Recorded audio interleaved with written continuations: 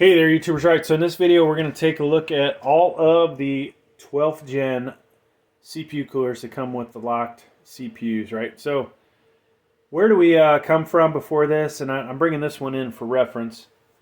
This is basically what they had for LGA 1151, 1200.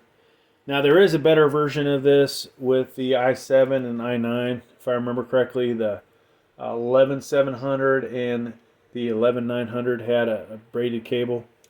But, you know, this thing, ugly, ugly, ugly, right? Poorly designed.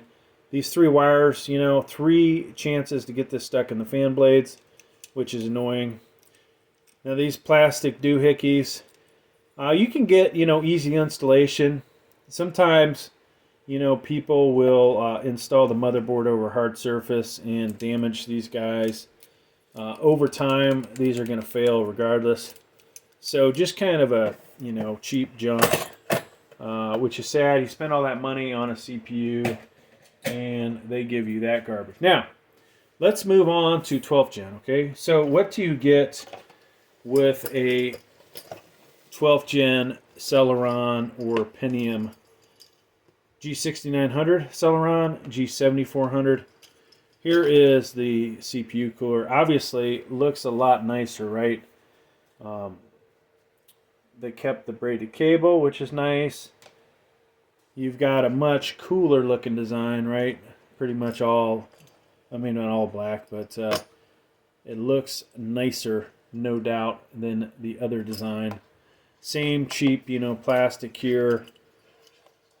Not really any improvement, I believe. I think you have pretty much the same amount of surface area potentially. Maybe there's a little bit more here. Yeah, there probably is more. You've got this little framework here. So, an improvement, but nothing spectacular. Now, moving on.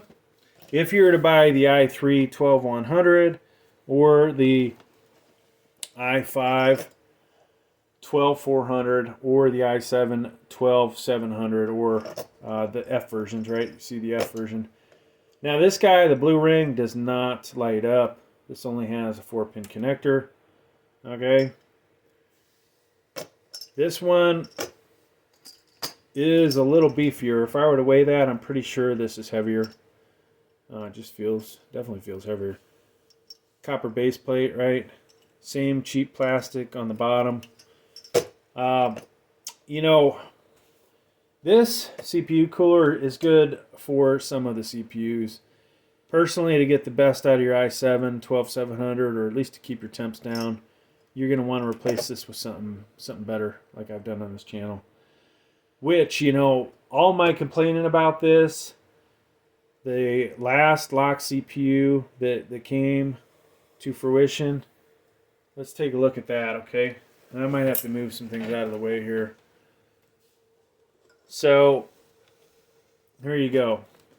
All my complaining I did, folks, about the CPU cooler. I think Intel actually listened to me. Probably did not listen to me, but they listened to somebody. I don't know who else complained because I don't really have time to watch everybody else's channels. But you can see here, this thing is much beefier, okay? Yeah, if you put this on top of it and looked at it from that angle, you can't really... Can you really tell? Greater diameter, I guess, looks like. From this angle, you can really see a lot more material you're working with.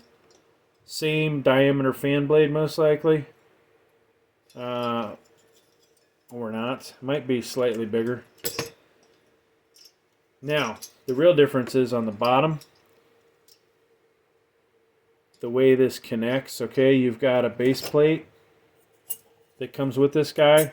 What is that going to do for you, folks?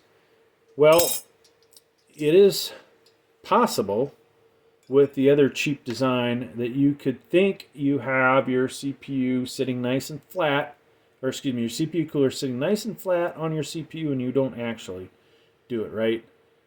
This guy is going to allow you to tighten it down, and you should end up getting a nice flat, you know, you want this basically, this surface to be parallel to the CPU. If you get that, And, you know, with the right amount of thermal paste in between it, you're going to get great heat transfer. Well, you know, if this was on one of the other CPUs, you'd probably get great heat transfer. Whether it'll be that great for the i9-12900 is another story. Now, what else do you get with this, folks?